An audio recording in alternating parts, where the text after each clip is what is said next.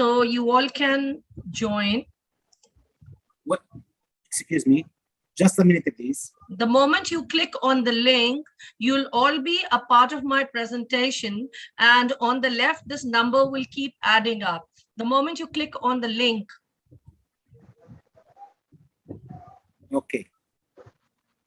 I request you all to please click on the link given in the chat window. Yes, please go to the chat and click on the link. Yeah, you just need to click on this link. Yeah. And I pasted it again, and you'll be able to join my presentation. That's great.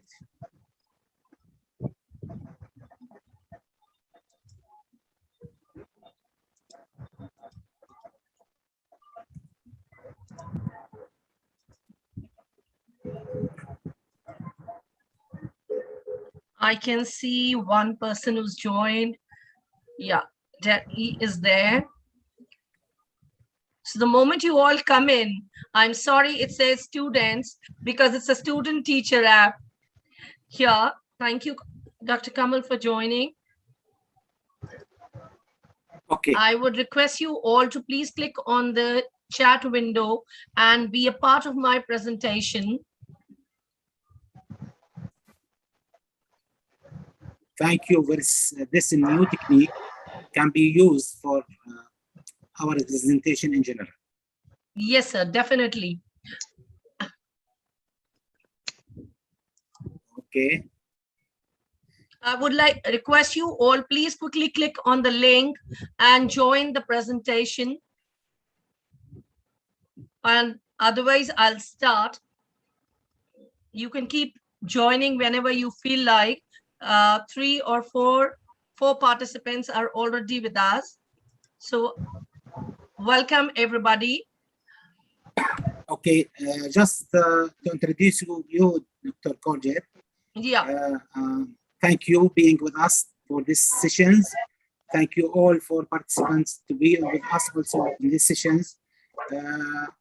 Dr. Doriet Kaur, an ICT educator with 25 years of experience, presently working with BVTAV Public School in New Delhi, an educator by profession, a learner at heart, and an environmentalist by passion, an MIEE Adobe Creative Educator, Wakalat Ambassador, Living Grade Students, Vice Ambassador,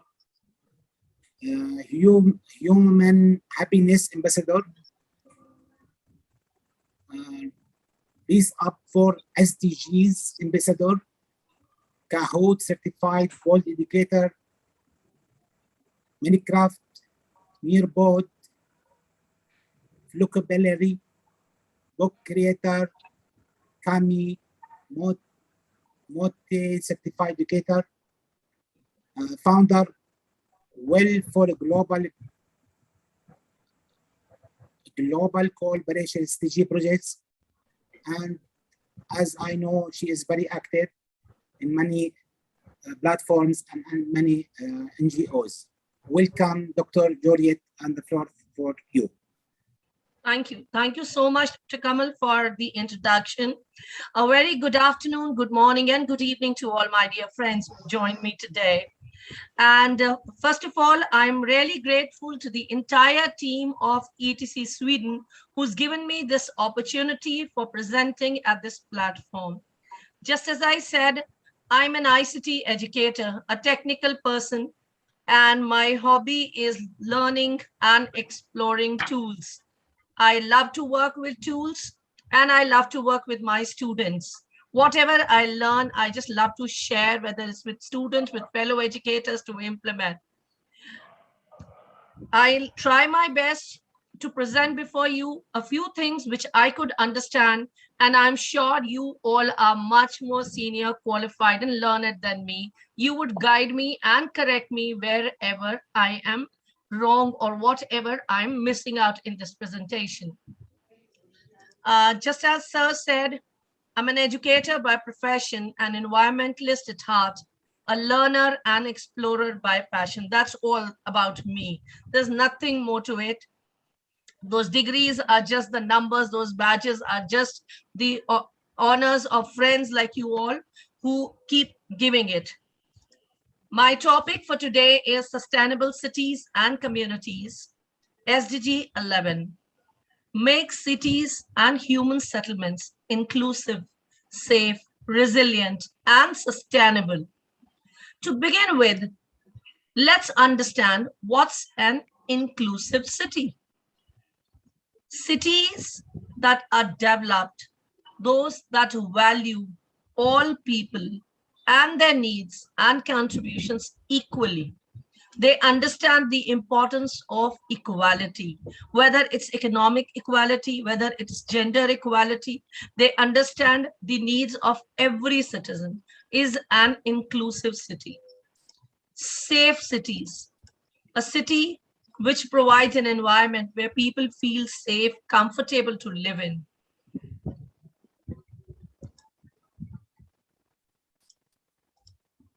Resilient cities, cities that have the ability to absorb, recover, prepare for future shocks.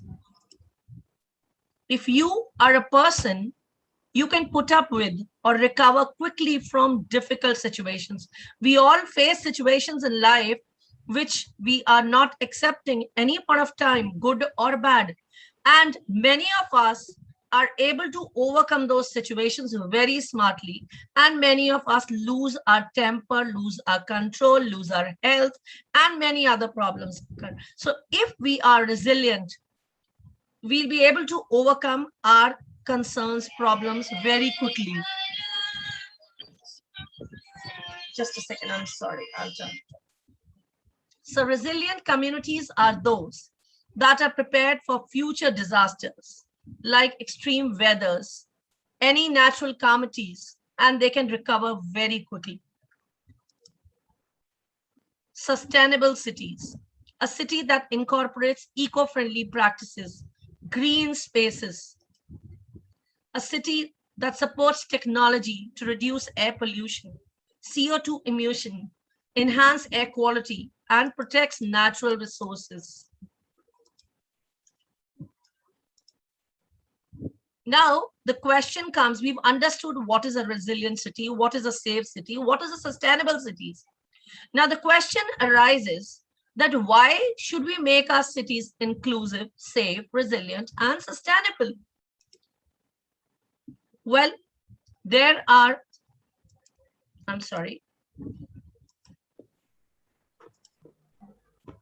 support for good social interactions, like providing safe places to play and exercise. There's a need that we should have some place where we can move around.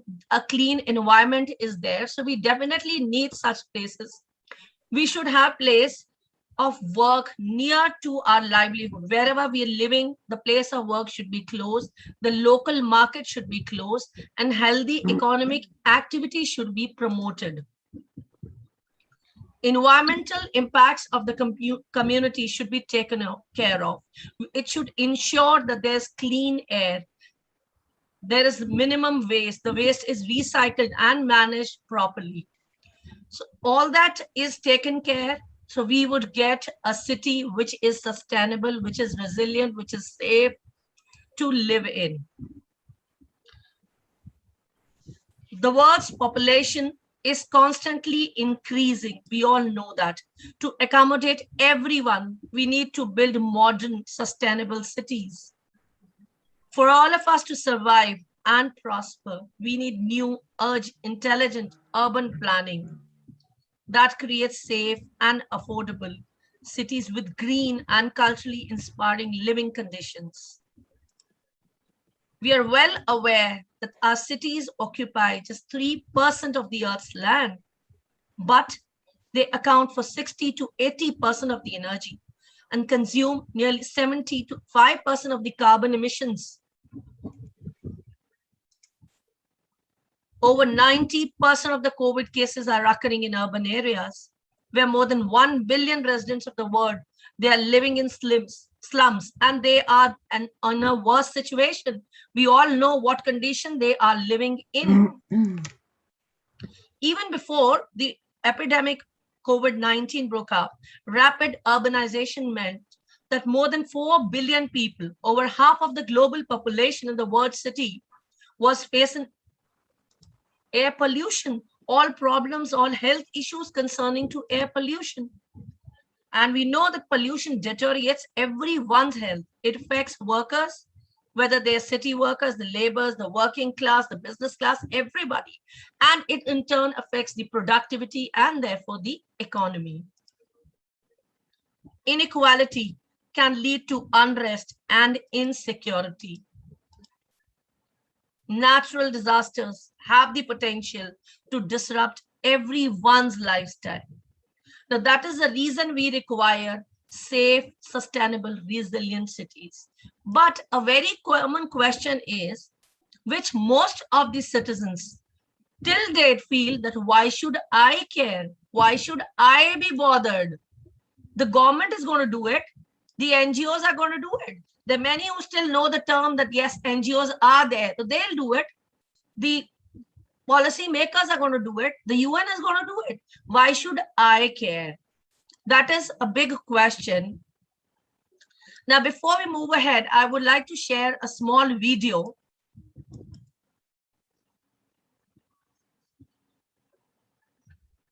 No sound, please.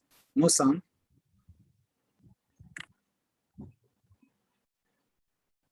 Sorry, is it audible? No, no. No sound. Okay, just a second. I'll share it again.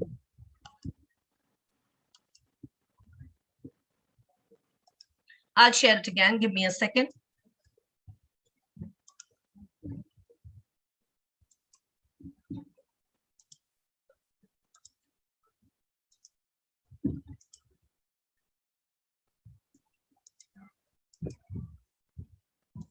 Today, is it audible we're now? living in an era Yes. in Thank which you. the Yes. biggest threat to human well-being, to other species, and to the Earth as we know it, might well be ourselves. The issue of population size is always controversial because it touches on the most personal decisions we make. But we ignore it at our peril. There's absolutely no doubt at all that the world's population will continue to grow. The only question is, by how much? More than 1 billion people on the planet already lack access to safe, clean drinking water. And we know things are going to get more difficult as the population continues to grow. We need to double the amount of food that we have available to us as soon as possible. Such a scale of change will leave no one untouched. Keep in mind that when the Titanic sank, the first-class cabins went to the bottom just as quickly as the steerage. I was born into a world of just under 2 billion people. Today, there are nearly 7 billion of us. Whenever I hear those numbers, I can honestly say I find it incredible. Triple the number of human beings in what seems like the blink of an eye, and the world transformed utterly.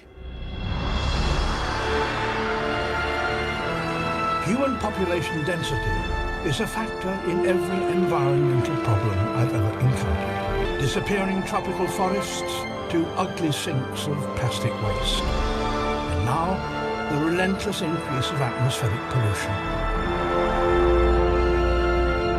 I've spent much of the last 50 years seeking wilderness, filming animals in their natural habitat and to some extent avoiding humans. But over the years, true wilderness has become harder to find.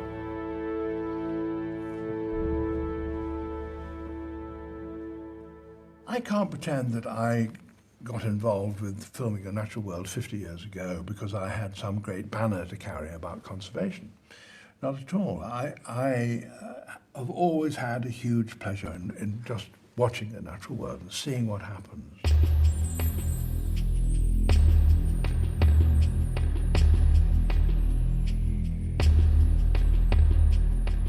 I made those films because it was a hugely enjoyable thing to do. But as I went on making them, it became more and more apparent that the creatures which were giving me so much joy were under threat. The fun is in delighting in the animals. But if you do that, you owe them something. And so you have an obligation to speak out and do what you can to help protect them. I support a group called the Optimum Population Trust, which campaigns to reduce birth rates. Because I think if we keep on going, we're not only going to damage nature, but we're likely to see more and more inequality and human suffering.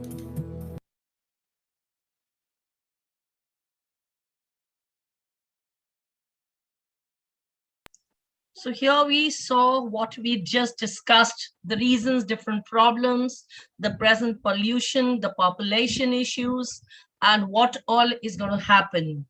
And I'm going to share a little bit about what I am contributing with my students, my school story, just a little bit about it.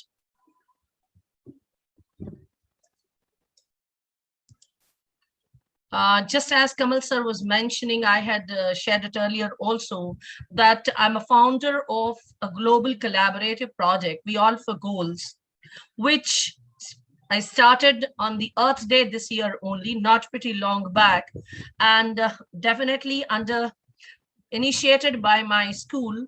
And presently I have almost 103 educators from more than 18 countries who are working with me on various SDG projects.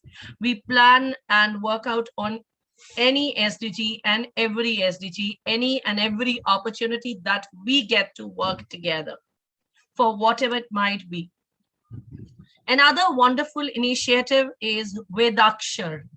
Vedakshar is a unique initiative, one of its kind, and it has been awarded as the Best Global Business Idea Award twice in the last 2 years by British government. Now, this project is a project where we teach to use and grow, no use and throw. My children have started a business venture, an entrepreneurship project with seed stationery.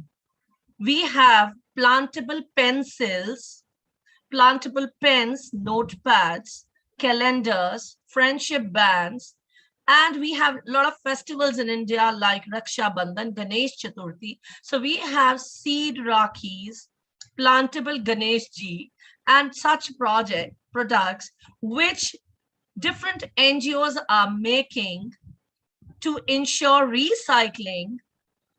And these products, the children are selling. The benefit is that after using the product like a pencil, the children will not throw away the stubs. They will put it in a pot and it will grow. As this is a real image shared by one of my students where the small seedlings are growing. They watch the plant, they nurture it, and they bring it to life. With every object that they're dealing with, all plantable products, I'm sharing this image where the children are selling these products at different sale counters in and around the school.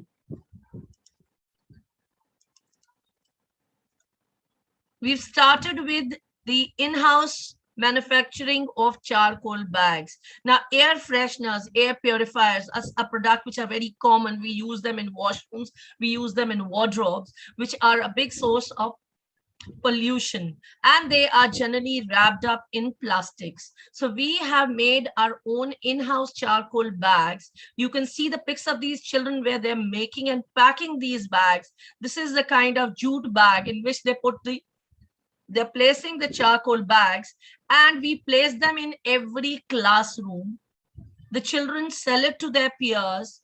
The parents, the people living around the community, they come and they buy these products from these children, and the profits are in turn donated, used for the benefits of education or for the upliftment of these slums.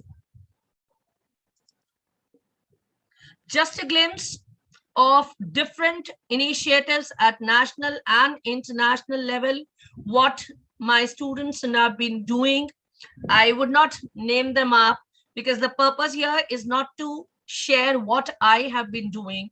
The purpose is the only purpose why I'm telling you these is so that you as global educators can share it with these students. And we've had organized mind tours where the children create sustainable words in the Microsoft software called Minecraft.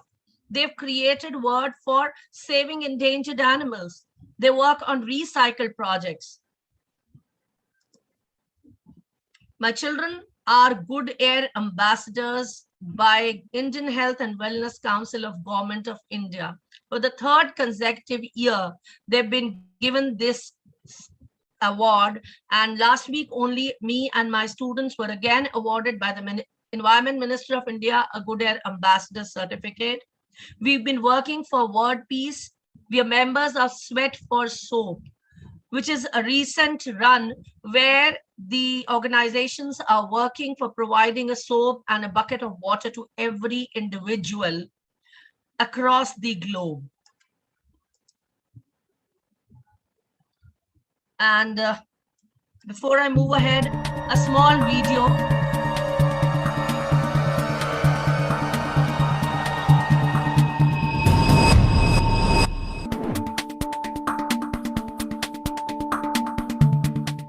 The greatest challenge we're going to face in the future city is that our population is going to increase. There'll be 10 billion people on the planet. The biggest challenges we will face are simply to do with inequality. We're talking about access to things as simple as light, Water, air quality, food, the ability to move around the city freely. even the spaces in which we're going to live. Some of the biggest challenges that are facing our cities in 2050 are going to be issues in waste, pollution. A city is a bit like a tree in the sense that it has a central trunk. It could be a huge trunk like a giant sequoia tree, but it needs an equally large and diverse root system in order to feed it. And so if we think of these root systems as tapping into biological systems like soils that produce food, or water and air that will sustain the life of the tree, then I think this is something that is really important to consider when we think about the design of these future cities. Everything ever created by humankind is in a landfill. We are a throwaway culture. New York City, for one, produces 38,000 tons of trash per day.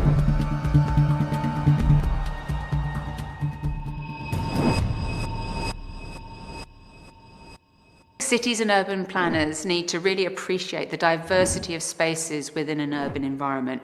We will actually develop technologies that are not mechanical, that deal with geometric spaces that are all the same, but technologies that can act more like nature does and exploit the unique conditions of particular environments. And so I think that our cities will actually be more living. The real city of the future is a city that recognizes that we have a relationship to the Earth's metabolism, and that we are proud not of skyscrapers, not of the kind of commerce or the success of our kind of commercial society, but we're proud of the spectacle of our relationship with the environment. I'm talking about a future city where infrastructure is absolutely as technologically advanced and as connected to the Earth as possible. And we could say not only does traffic work in our city, but our waste streams are incredibly efficient. In fact, waste has gone away entirely. It's always being upcycled and upcycled. I think in the future we're going to be building with many more innovative type materials.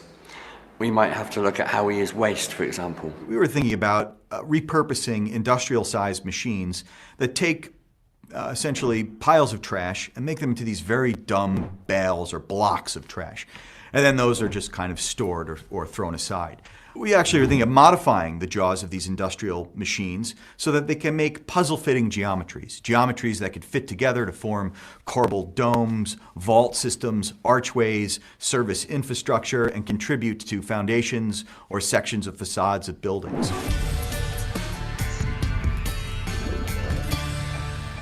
We currently rely on a very centralized power system, an energy system. That is that we have large power stations creating the power that rely on fossil fuels. Those fossil fuels are running out. I believe we need to decentralize our power system and that is that you locally create more power generation. And that might be on a building scale or even on a borough scale. We kind of call it energy democracy, if you like. What the fully self-sufficient model of a city should be. A city that has almost no inputs or outputs. A city that is absolutely radically self-contained, where it's producing its own food, it's confronting its own energy usage and creating its own energy. It's thinking of productive green spaces where it's not just a kind of an open space to play frisbee or to sit on a bench, but a space that is in somehow service to the infrastructure and into the environment. I think we're really trying to compound a whole host of different issues together, working underneath the umbrella of the environment so we can have cities that are truly sustainable and self-sufficient by 2050.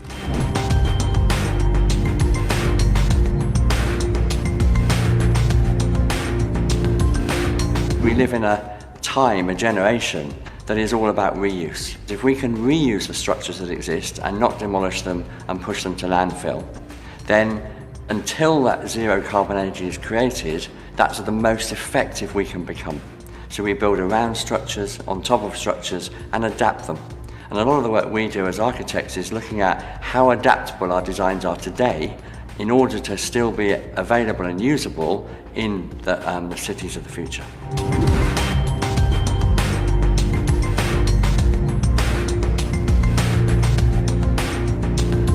I think it would be very complacent to suggest that cities in 2050 are going to be better than the ones today. We could ameliorate and alleviate some of those inequalities by ensuring that we pay a lot of attention to infrastructures and how we get resources to people that really need them. I don't think that this is going to be globally possible, and perhaps then the greatest challenge that we face is how to keep a level of humanity within our cities that makes us feel that we can still call ourselves a civilization.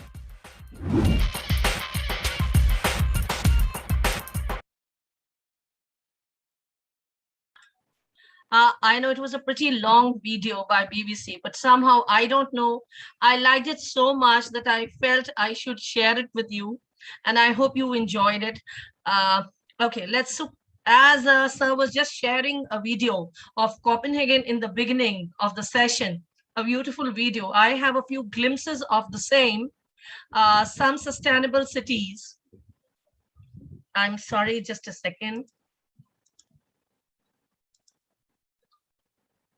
Yeah, Hong Kong was named #1 sustainable city in 2017 because of the sustainable transport system in the world. 90% of all journeys every day are taken on public transport, and well-connected, affordable metro network is provided for the citizens. And just as we saw, Copenhagen was the first bike city in the world. And we saw a beautiful video where they all were cycling to the places of their work, and not 40% now, almost all of them were cycling to this. Kilrish, Clare plans to be Ireland's most sustainable resilient town by 2025. All of the local actions outlined in the Kilrish Sustainable Plan are joined to the 17 SDGs to highlight the contribution toward meeting these global goals.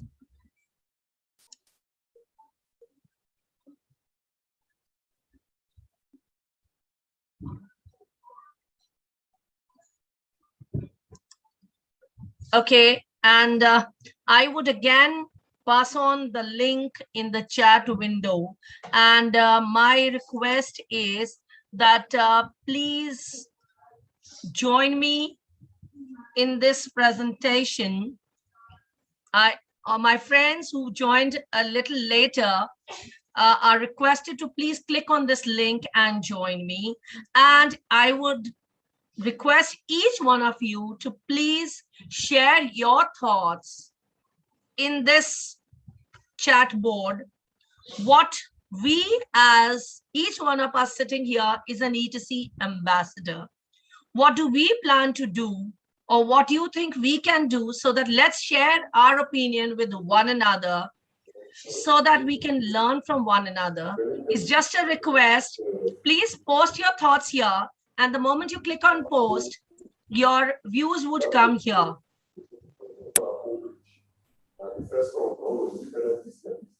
Before we move on, my request to everybody is please click on the chat window to join me in the presentation. Those of you who are in the presentation can see this on your screens. Kindly type here. Excuse me, the task to write our sentence, our impression about this SDG. Yeah. What do you think you can do your ambition as an ETC ambassador about SDG 11? What do you think you can collaborate with? You plan something? Would you please all participants to say your opinion and to write in the link that have been shared?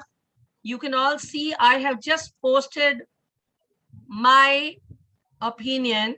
The moment you share your thought, you type and you click on post, your opinion appears here on the chat window in front of everybody. So my request to all the members who are here, please click on the chat window, join the presentation and share your thoughts.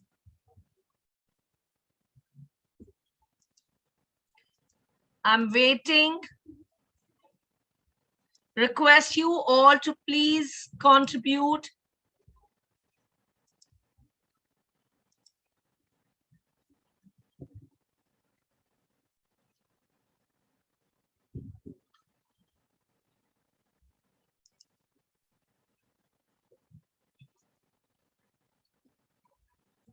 Dr. Kamal, Dr. Sam,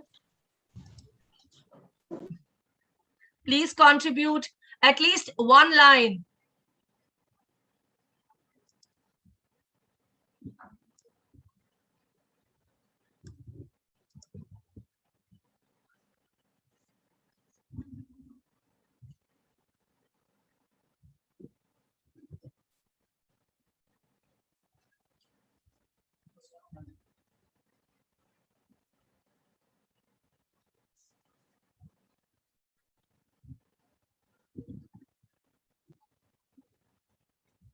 Nada ma'am, we're waiting. Thank you.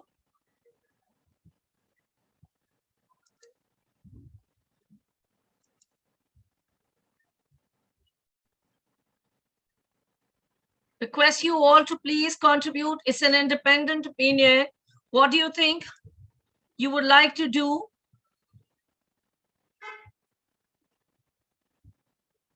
Very true, Suresh sir. Would love to work for the rural areas as well to promote SDGs.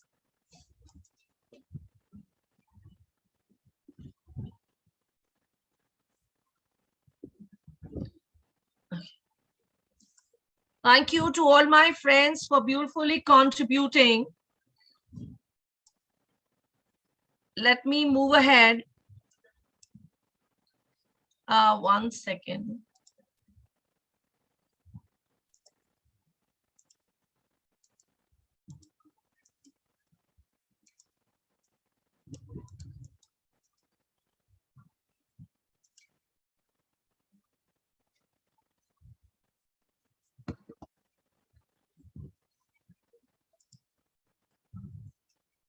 Let's see, we have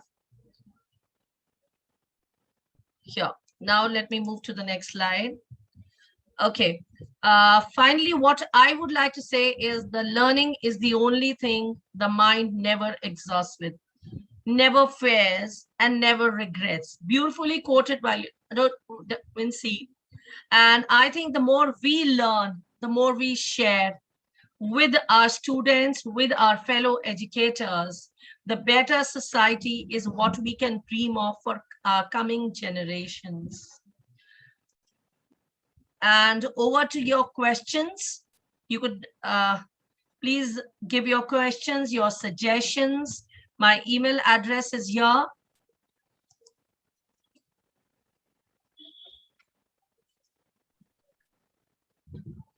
That's great, Dr. Jordan.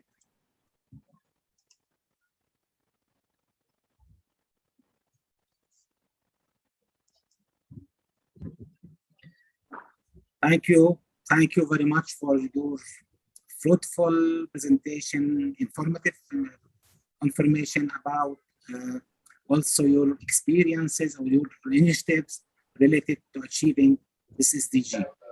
From my side, I can consider all the outcomes and outputs of the other SDGs can catalyze in this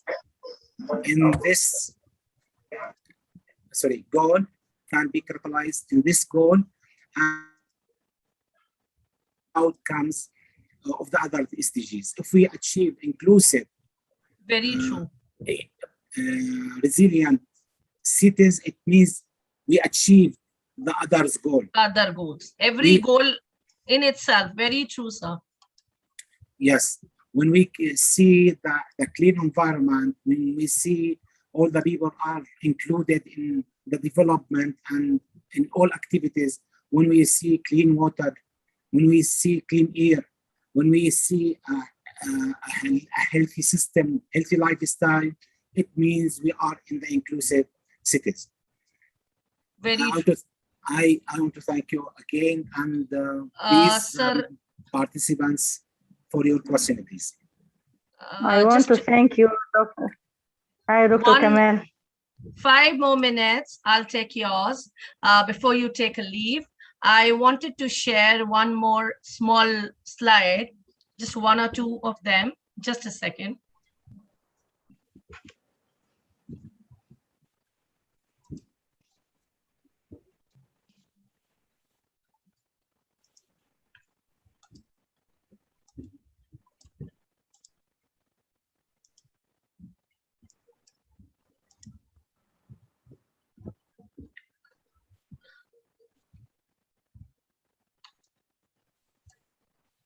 Just as we all saw, we are well aware that 9 in 10 people living in the urban areas worldwide are breathing air that does not meet the WHO's quality standards.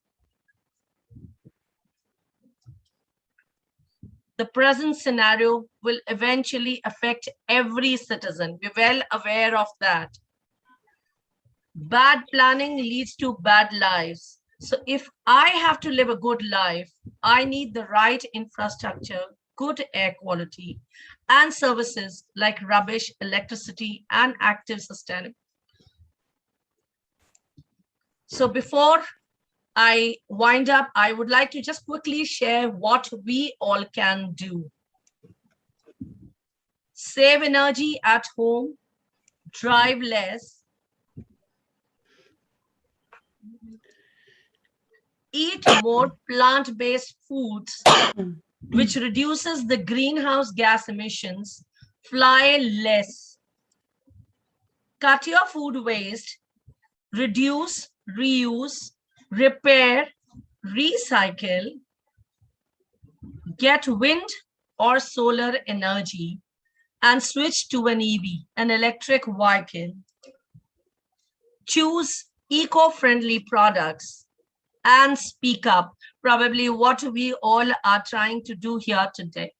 So that's all I wanted to share before I end up, that a few suggestive things, what we all can very easily do. Just 1 minute. And I personally feel that introducing myself means what I do for my Mother Earth. Second, what I do for my country. And third, what I do as an educator. That's all is the introduction of what we are, what we should be, and how we should be. Thank you, everybody, for patiently listening. I don't know what I spoke and what sense did it make to each one of you. Thank you for all your time, for listening to me so patiently. Thank you for giving an opportunity, Dr. Kamal, Dr. Sim.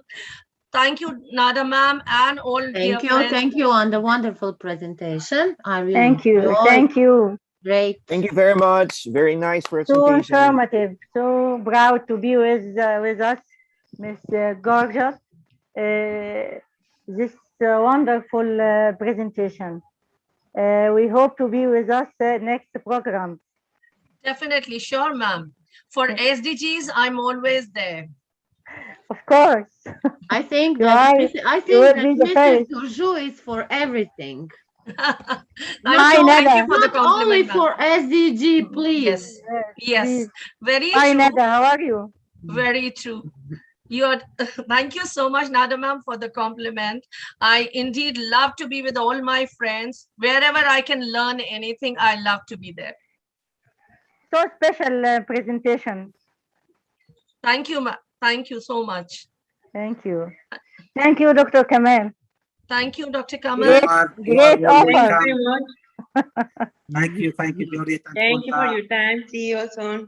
other colleagues and participants. But Okay. I want to ask if there is any question before ending the session. Yes, ma'am. Yes, sir. Yes, please. If anyone have any Anyone question, has any more? question before we end up? Anybody wants to ask something? Okay, in this case, I have to end now here and to thank you all for your great participation and contribution, and special thanks for Ms. Gauriet Kaur from India for her great presentation, informative and awesome, in fact, presentation. Thank you and see you next Thursday. Goodbye. Thank you, Bye. everybody. Thank you. Bye, everybody. Bye. Thank you. Thank Thank you. I'm you. honored to be amongst all of you. Thank you. So proud of you. Thank you. for your nice presentation today. Thank Bye-bye. you, sir. Thank you so much. Hi, Bye. Elizabeth.